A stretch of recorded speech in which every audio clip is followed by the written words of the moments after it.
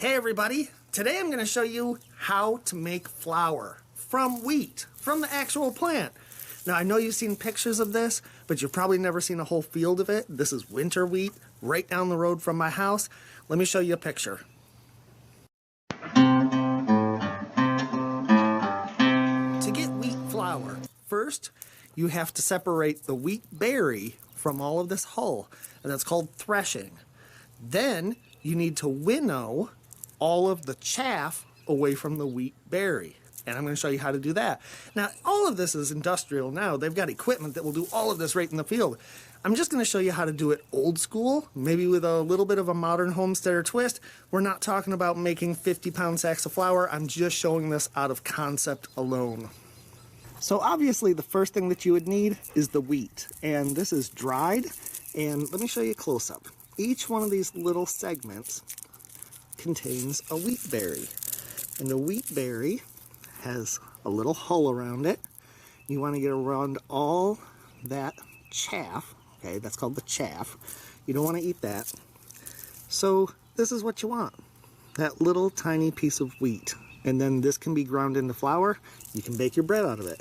Now you'll notice 3 of these just popped out. It pops out pretty easily. All right, keep in mind, this is just for proof of concept. This is not an efficient way to do it. This is not the way anybody does it. I'm just showing you how to do the process. So basically, first you need to separate the heads of the wheat away from the stems. Normally you do this with a sickle in the field. I'm just gonna cut the stems. I'm just gonna stick this in the pillowcase. Okay, next, I'm just going to basically thresh it. That means whack it, bang it, try to break all those little seeds off. Sometimes they would use a flail for this. That's a special tool that kind of flails it. I'm just basically beating it against concrete. The other thing I've seen people do is beat it with a stick. There you go, bad wheat, bad wheat.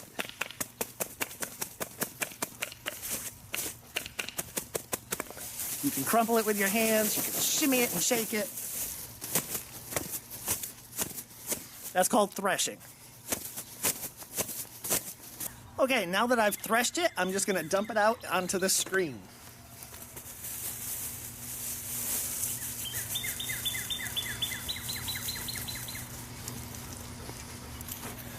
Here's the threshed wheat, and obviously we're going to throw all this out.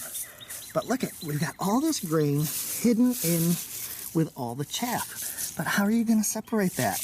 We're going to do it by winnowing. What is winnowing? Well, in its simplest form, you would drop the wheat and chaff, and the wind, if it's a windy day, would blow the chaff away, and the wheat berries, being heavier, would fall down onto the ground directly below. So since it's not very windy today, our chaff is not really separating that well. So I've got another idea. All right, let me show you my idea. I've got a fan, I've got a bucket to catch the wheat berries, and all the chaff's gonna fly that way when I turn this fan on. You ready?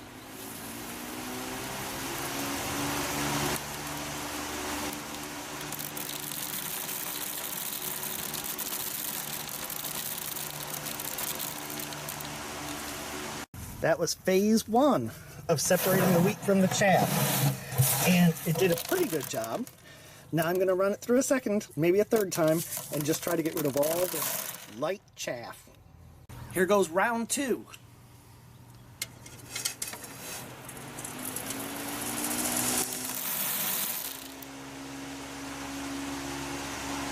And this is what it looks like after the second exposure to wind.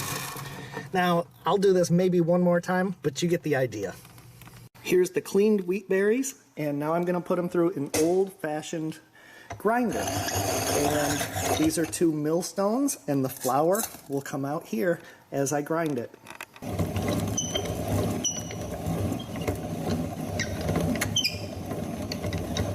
And here we have it, the final product. Directly from the field, this is the wheat on the stalk.